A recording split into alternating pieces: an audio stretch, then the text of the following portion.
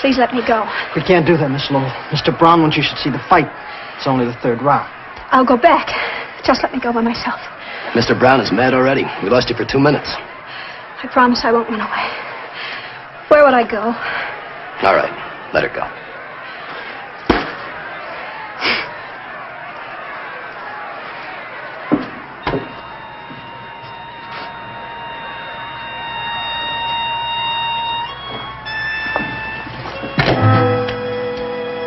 I've changed my mind. I don't want to see the fights. I'm hungry. Call a cab.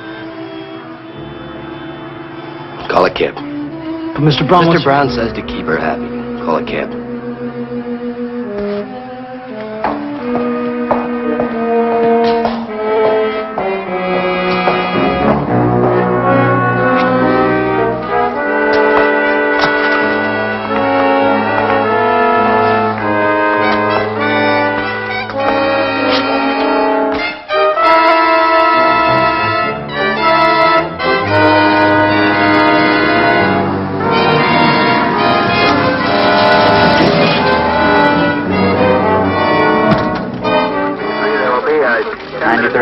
Sergeant Lee. Sit down. Captain Peterson. Yes, sir, I know, sir. The lieutenant? He's off duty, sir. But he's still in his office. I know. 1B3, roger. Well, it's good to see you relaxed for a change. Oh, evening, Captain. Oh, anything urgent? Urgent? Anything urgent, I leave to my subordinates. There's some good 10-cent cigars in that No, box thanks. over No, there. I'm off cigars. And brandy. My doctor's got me off everything worth living for. Almost. Leonard. Yes, sir. There's got to be a stop to your complete disregard of the taxpayers' money. I paid for this apple out of my own pocket, Captain. Leonard, you spent $18,600 in the last 6 months investigating one man, a single man. Brown's not a man. He's an organization. Now I need money to fight money. Now, look, Lieutenant, I've got nothing against you personally. I admire you. You've got too many brains, but that's not your fault. Now, what about this $18,600? How am I going to explain this to the commissioner? Well, I dictated an explanation if you want to use it. Memorandum to Captain Peterson covering expenditures of the 93rd Precinct Station. The combination is growing stronger every day. The only way to crush it is to get the top man. When Grazzi left the country, Brown... What do you think this is, a homicide investigation? You're dealing with the largest pool of illegal money in the world. You're fighting a swamp with a teaspoon. Combination keeps no books, no records. Everything's run on word of mouth and hard cash. That's their one weakness. What? They have to have a treasurer. So? And I know his name. The name of a man who can pick up a phone and call Chicago and New Orleans and say, hey, Bill, Joe is coming down for the weekend. Advance him $50,000. And he hangs up the phone and the money is advanced. Protection money. The new all-night bar opens with gambling outside city limits. A bunch of high school kids come in for a good time. They get loaded. They get irresponsible. They lose their shirts.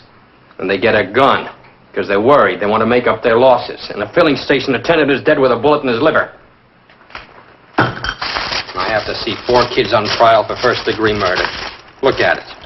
First-degree murder because a certain Mr. Brown picks up a phone. You can't touch Brown. He's clean. You got nothing on him. Not even the parking. Now, why is he so careful? It's unnatural. You can't tell a jury a man's guilty because he's too innocent to be natural. He's no more innocent than this gun. Oh, now stop getting emotional, Leonard. He's innocent until he's proven guilty. Yes, Captain. Is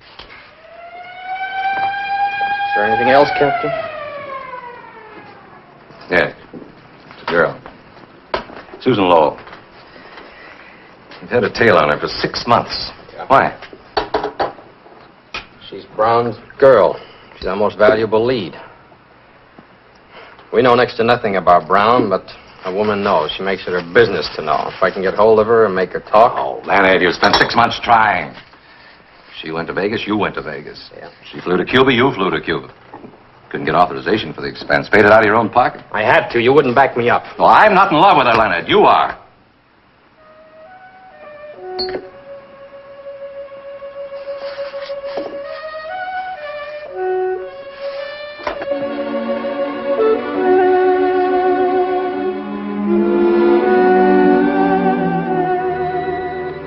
This is off the record, Leonard.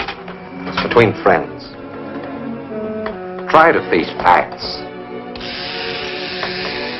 You can't bear to think of her in the arms of this hood. Forget her. You're a cop, Leonard.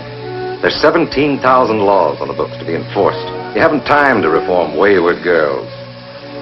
She's been with Brown 3.5 years. It's a lot of days. And nights. Face it, Leonard. Glad you agree.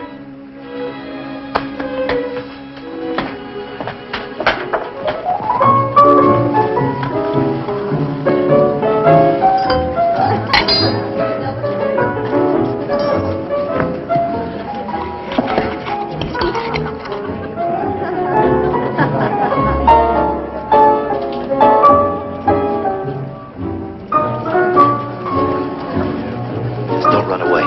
We'd only have to come after you. Mr. Brown wouldn't like that.